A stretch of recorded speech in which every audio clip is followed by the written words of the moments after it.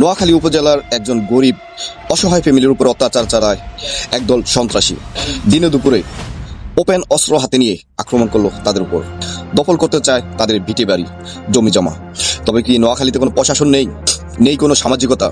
আমার প্রশ্ন হলো, যদি থেকেই থাকে, এই সমস্ত সন্ত্রাসীরা কিভাবে সাহস করে দিনে দুপুরে অস্ত্র হাতে নিয়ে এই সমস্ত গরিব মানুষের উপরে ঝাঁপিয়ে পড়ে তাদের সম্পত্তি দখল করার জন্য? আমি নোয়াখালীর প্রশাসনের দৃষ্টি আকর্ষণ করতেছি, আপনারা অতি দ্রুত তার পদক্ষেপ নেন এবং সঠিক বিচার পাইয়ে দেন। এই অসহায় মানুষগুলোর পাশে দাঁড়ান সমাজের যারা গণ্যমান্য ব্যক্তি আছেন, যাতে আর কোনো সন্ত্রাসী কিংবা জুলুমকারীরা এভাবে গরিব অসহায় মানুষদের উপরে অত্যাচার না করতে পারে।